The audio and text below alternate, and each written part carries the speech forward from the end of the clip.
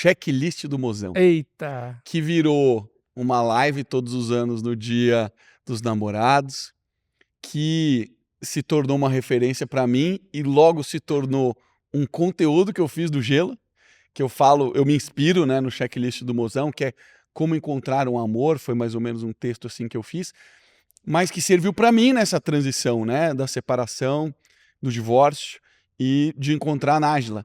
Eu queria que você falasse qual era o momento que você estava vivendo ali, porque você foi muito pragmático e eu acho importante isso no processo da escolha do amor, porque boa parte das pessoas escolhem o amor pelos critérios errados. Queria que você falasse um pouco sobre o checklist do mozão. Você vê, né, que... Sabe que a maior satisfação que um professor tem é saber que uma pequena contribuição, um conteúdo, uma aula, uma frase, uma ferramenta pode ter contribuído para alguém. Então, eu fiquei muito feliz quando você citou lá o checklist do mozão naquele post que você fez. O que é o checklist do mozão? É a minha cabeça de engenheiro, minha cabeça de método, controle, gestão, processo. Fiquei solteiro. E aí, minha fase de solteiro foi assim, 6 meses de completa confusão, quem sou eu, o que está acontecendo. E tem uma passagem dessa fase que é curiosa, um amigo meu, estava no bar com um amigo meu, ele estava solteiro, tinha acabado de ficar solteiro e tal, primeiro você fica meio em choque, depois você vai lá, no meu caso, só para fazer o parênteses, houve um comunicado de divórcio, ou seja, a minha primeira esposa falou, estou te comunicando que nós estamos divorciando. Então meio que foi assim, tá, beleza, tá um choque, beleza? Não foi uma conversa. Foi uma conversa, mas meio que com a decisão tomada. Tudo bem, respeito, vambora, bola pra frente. Na hora, fica sem chão. E hoje, olhando pra trás, eu vejo que foi a melhor coisa que me aconteceu na vida. É óbvio que eu não queria na época, beleza, mas foi a melhor coisa, porque se não tivesse sido isso, eu não teria contado a Caroline, a Área, Letícia e o Filipe, meus filhos, então... melhor coisa, maravilha. E aí, fui pra um bar com um amigo meu, solteiro, ali nos primeiros meses de solteiro, e eu não conseguia, tinha quase 10 anos, estava namorando / casado, não conseguia falar com uma menina na mesa ao lado. E ele virou pra mim e falou assim, Vabo, você vendeu a sua empresa. Você estudou em Harvard. Vai ali falar com a menina. Eu falei, você é professor de oratória, Vabo. Aí eu, tô travado. Então são os primeiros 6, resumo dos primeiros 6 meses. Segundos 6 meses, pô, aí destravou. Aí vambora, aí é tranquilo, é curtição. Porque hoje em dia, a conclusão depois desse tempo solteiro, é que você conseguir um casinho num bar, com um amigo de amigo, numa balada, não é difícil, né? Não é difícil. Sair uma noitada, uma balada, encontrar a galera ali e tal, alguém pra ter o caso, não é difícil. Difícil mesmo é você encontrar alguém legal, alguém bacana, pra você compartilhar a vida. Então os segundos 6 meses foi isso, casinho pra cá, destravei, vamos que vai. Os terceiros 6 meses, foi esse 1 ano e meio que eu fiquei, os últimos 6 meses, já estava nessa fase de, pô, tá bom, já entendi como é que é a vida de solteiro, mas já começou a outra coceira. Tô procurando alguém legal. E aí você se frustra aqui, se frustra ali. Eu falei, beleza, olha só, método, processo. Deixa eu procurar se tem um framework. Framework. De achar um amor. Framework. O que eu tô buscando? Porque se você não sabe o que você tá buscando, isso serve pro amor, serve pro trabalho, serve pra meta, serve pra qualquer coisa. Gato de Bota já falou isso lá o Gato da Alice, né? O Gato da Alice falou isso. Se você não sabe onde você tá, qualquer lugar serve para onde você quer ir. Então, beleza. Então, vamos criar um método. Método, eu falei, quais são os critérios que no próximo casinho que eu arrumar aqui, qualquer lugar que seja, no trabalho, no curso, na rua, na balada, no bar, num amigo de amigo, o que for, o que eu tô buscando? Então, eu vou começar, beleza, vou sair, vou curtir, mas ao mesmo tempo eu vou ver se essa pessoa aqui se encaixa nesses critérios. Porém, é amor, né? Então também não pode ser só isso, mas enfim, beleza. Então assim que surgiu o checklist do mozão. Eu criei 7 critérios que eu compartilhei com você, compartilhei na internet, compartilhei com todo mundo, faço essa live anual. E também não é para você pegar e você adapta. Pô, esse critério eu não concordo, vou juntar esse com esse outro, agora eu vou botar um outro critério, não tem problema. Mas é mais o exercício de reflexão de você ver, para você, quais são os critérios que você quer adotar para você definir e tomar a decisão mais importante da sua vida. Tem 3 decisões que são mais importantes da sua vida. Sim. Essa é a número 1. Número 1. Com quem você vai se relacionar. Seu marido, sua esposa, pro resto da vida. A pessoa vai estar do seu lado. Não tem decisão mais importante do que essa na vida. E só um parêntese rápido, saiu recente, veiculou recente, né? O estudo é mais antigo. Que quando você casa é quando você ganha mais dinheiro. Então continue. Estudo de Harvard, inclusive, mais antigo da história da humanidade, lá na 4ª geração de pesquisadores, vai fazer 100 anos esse estudo. O maior preditor de felicidade. 100 anos eles vêm estudando, geração por geração, pega a criança, vai até a velhice. Quer que revela? Revela já? Lógico. Vou deixar aqui de dever de casa para vocês pesquisarem. Qualidade dos seus relacionamentos. E aí não necessariamente precisa ser o cônjuge. Às vezes a pessoa não tem filho, porque analisaram tudo, né? Com filho, sem filho, casado, não casado, a pessoa que dedica a vida para uma causa, é monge, uma causa espiritual, qualquer coisa. Não importa. O que importa é qualidade dos seus relacionamentos. Então, naturalmente, cônjuge, filhos, mas também pais, irmãos, amigos, trabalho, a causa que você defende. Se você tem relacionamentos de qualidade, esse é o maior preditor de felicidade a longo prazo. Portanto, com quem você mais vai interagir na sua vida para o resto da vida é com quem você casa. Portanto, decisão mais importante da vida, falei, não pode ser uma decisão aleatória. Preciso ter um método. Um método. E aí criei o método Checklist do Mozão. 7 itens. 7 itens. Quais são? Vamos lá. Não necessariamente na mesma ordem, né? Mas cada um faz a sua ordem também. Mas primeiro item para mim, companheirismo. Capacidade que você tem de dialogar, conversar, ter prazer em passar tempo juntos. Não importa se vai viajar, não importa se você vai tá chovendo, se vai miou o programa, não importa. Aí é amizade mesmo, amizade. É mais do que amizade. É mais que amizade. É amizade no sentido de você ter uma pessoa que é sua parceira nos crimes. É companheira mesmo, a pessoa que tá junto ali, não importa o que vocês vão fazer, o que importa é você fazer junto. É ver filme, é ver série, é viajar pra perto, pra longe, é dormir, é ficar acordado, é jogar jogo. Você tem prazer pela companhia, daí o companheirismo pela companhia da pessoa. E isso leva um certo tempo para você descobrir como é a sua interpretação disso. Ou aparece rápido? Olha, é uma boa pergunta. Com a Caroline, eu vou te dizer, já vou te contar o final da história. Ela gabaritou o checklist do Mozão. Gabaritou. Gabaritou. Ela gabaritou o checklist do Mozão e foi assim, em pouco tempo. Pouco tempo. Em pouco tempo. Porque o 7º item... Então vocês tiveram intensidade. Intensidade. Eu pedi ela em casamento com 8 meses. Porque o 7º item explica isso. A gente vai chegar lá. Primeiro item, companheirismo. E aí, pra mim, a grande literatura desse primeiro item, companheirismo, chama um livro As 5 Linguagens do Amor. Fantástico. Esse livro, pra mim, explica bem que é muitas vezes você quer motivar a pessoa pela forma que você motiva. Você quer amar a pessoa pela forma que você é amado. Não. Você tem que amar e motivar a pessoa, motivar no exemplo aqui profissional, ou amar a pessoa na vida pessoal, por como ela prefere ser amada. Então, isso ajuda muito a criar a conexão. Então, primeiro item é isso. Segundo item, admiração.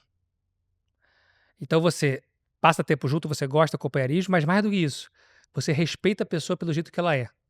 A presença dela, a existência dela tem características e habilidades que você admira, que te inspiram, que você adora estar junto. Você vai viajar com a pessoa, isso é curioso, porque talvez dá para fazer o checklist do Mozão também como sócio da vida profissional. Sócio da vida profissional. Porque o sócio da vida profissional, você casa com a pessoa.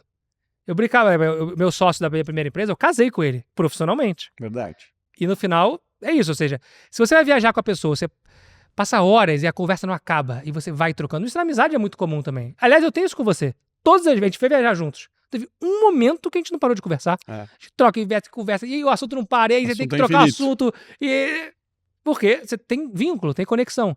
Então, a admiração tem essa coisa da conversa e tem a coisa da característica que a pessoa tem que te fala, pô, bacana, tô aprendendo com essa pessoa. Ela me ensina algo. Toda vez que alguém ensina algo pra alguém, fica uma dívida moral inconsciente.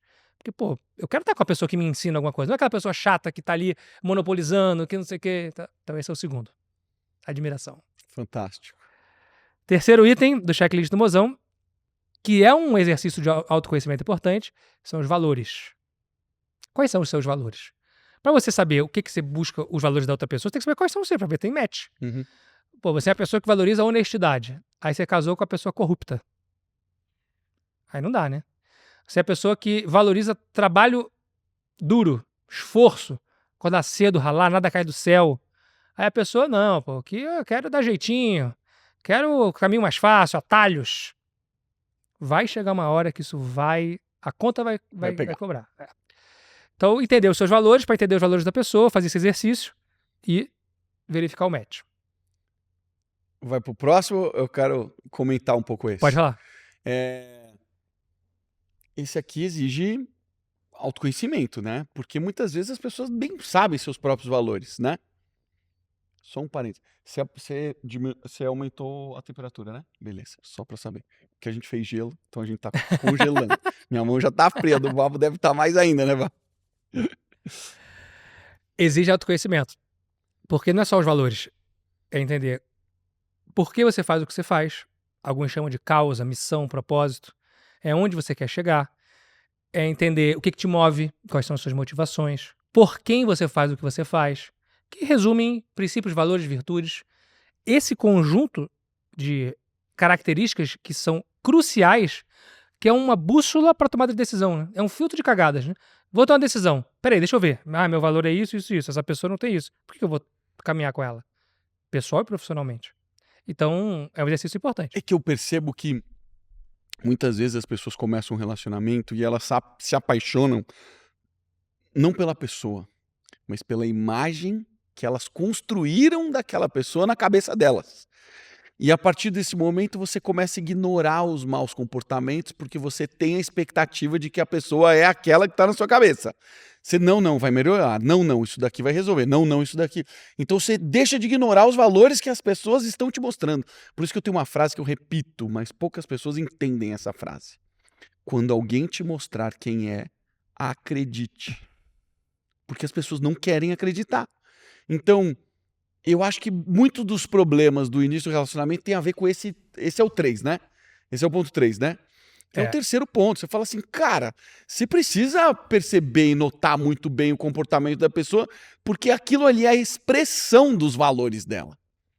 Essa é uma sabedoria incrível que evitaria muitos erros. Muitos erros, né? Muitos erros, porque muitas vezes você não está amando a pessoa autenticamente por quem ela genuinamente é.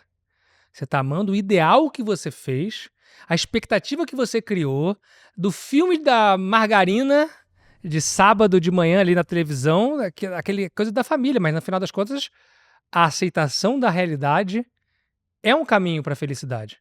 Do que ficar criando coisas na cabeça que depois, de novo, a conta vai chegar, vai ter frustração e não é aquilo que verdadeiramente a realidade nua e crua te mostrou. Então, ter esse entendimento, e é um exercício que não é assim, agora eu entendi, agora eu zerei a vida. É um processo, um contínuo, mas você está sempre subindo um degrau, você vai entendendo o que você quer, o que você não quer, principalmente. É mais fácil você entender o que você não quer, muitas vezes, do que o que você quer. Porque eu não quero passar de novo por isso, então eu não vou buscar alguém. Então você evita repetir padrões. Né?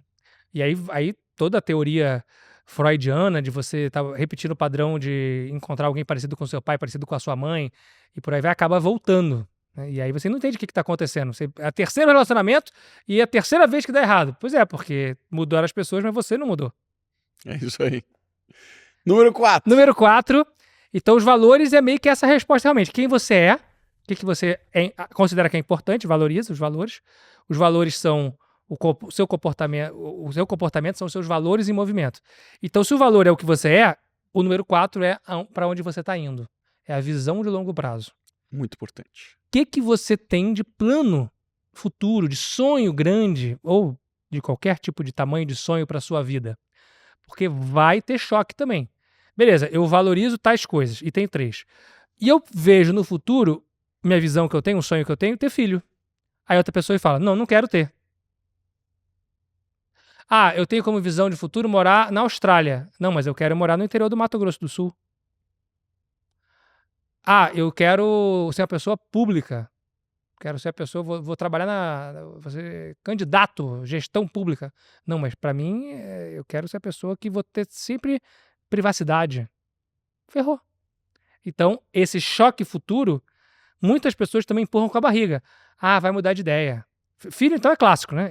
Um quer ter, outro não quer ter, ou então um fala assim, não sei. Já meio que caminha para não quer ter, mas sabe que outra pessoa quer, então meio que dá uma enrolada. Aí daqui a 10 anos juntos, fala, e aí? Aí você investiu 10 anos no relacionamento que foi por água abaixo porque não tomou a devida precaução de alinhar e conversar. Porque é uma constante, é um contínuo, né? Você conversa, você tem companheirismo, você admira a pessoa pela ela ser genuína, você entende como ela é, a autenticidade, então vamos conversar sobre o futuro. Financeiramente, e aí? Como é que a gente vai se organizar? E por aí vai. Então essa item 4 é o futuro juntos.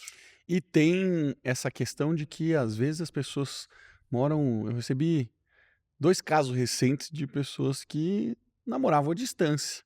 Só que uma coisa é você namorar à distância e ter frequência juntos, outra coisa é uma moça que fala assim: eu namoro à distância. Ele não mora no Brasil, eu tô há 5 anos nesse relacionamento. E aí a gente tem que se perguntar, mas em que momento cruza? Porque relacionamento é se relacionar. Precisa de presença, precisa de frequência, né? Então, às vezes, as pessoas também se enganam.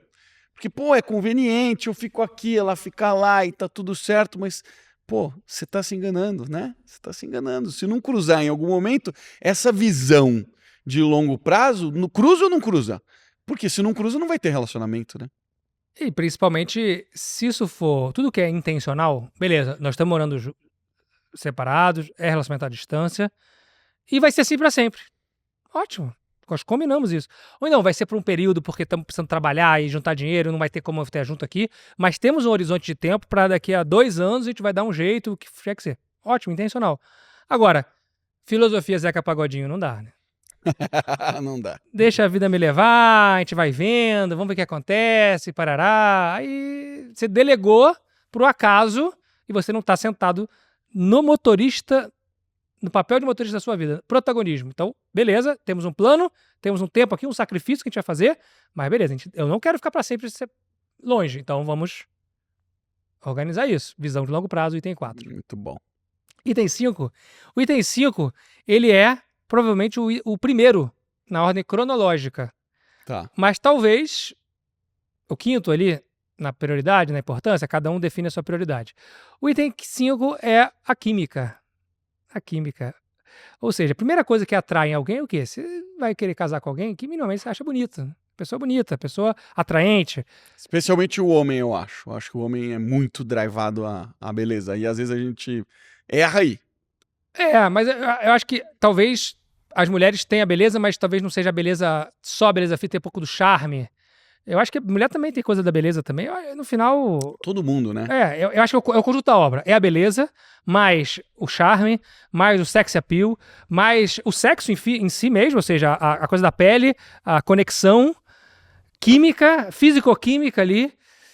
Então, isso normalmente é o primeiro que atrai, mas muitas vezes as pessoas só se atraem por isso.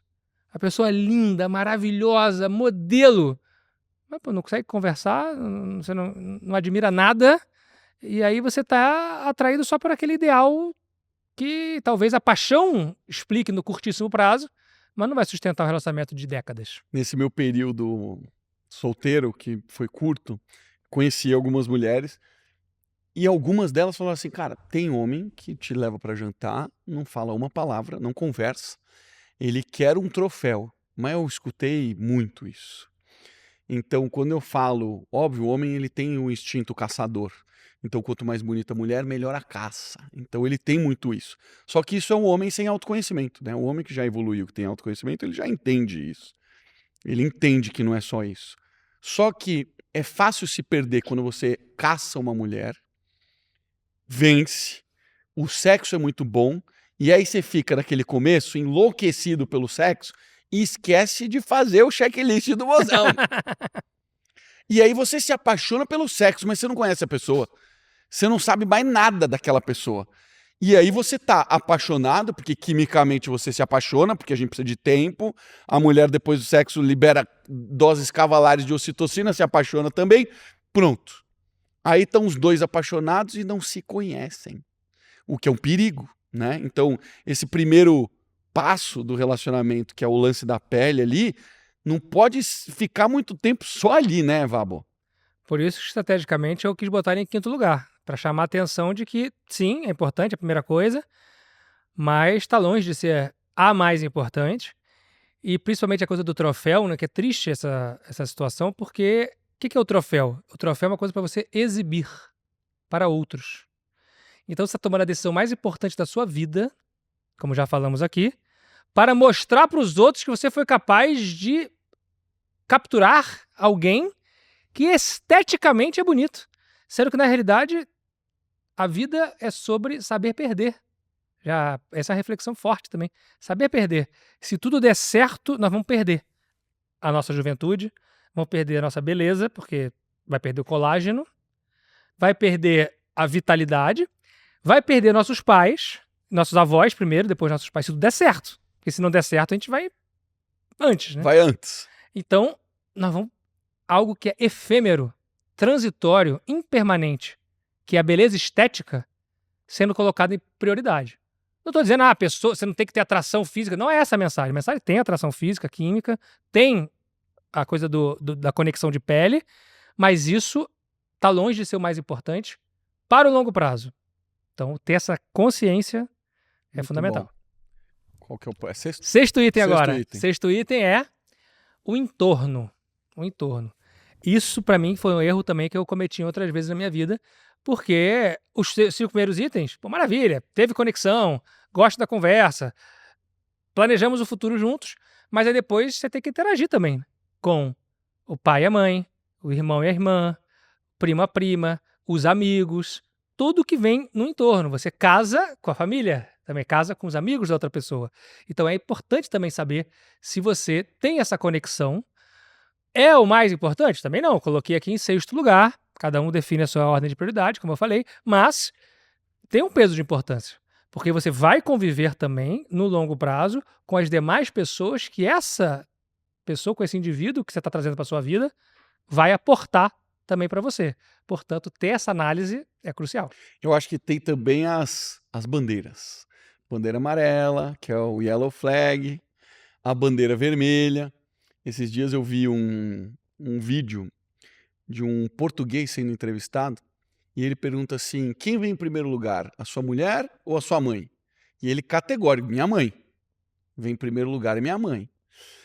E aí, então essa resposta, na hora que você vai investigar, às vezes se torna uma bandeira vermelha.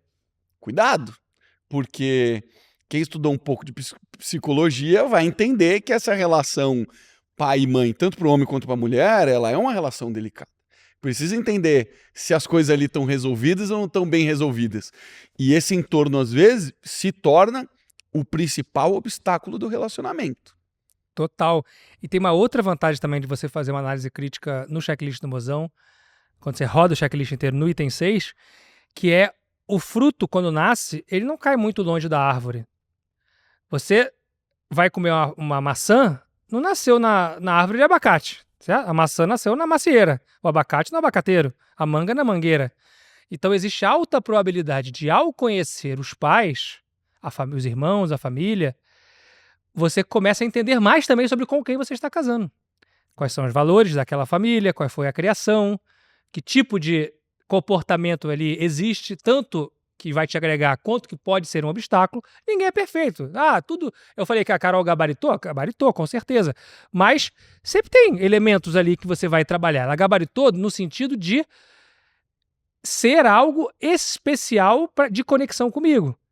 Mas ela é perfeita, eu sou perfeito? Mas muito longe disso. Portanto, essa investigação de como os pais funcionam e a relação entre a família gera também insights valiosos. Verdade. Inclusive para quando você decidiu ficar com a pessoa, para você mitigar frustrações futuras e saber como agir e não repetir erros anteriores. Fantástico.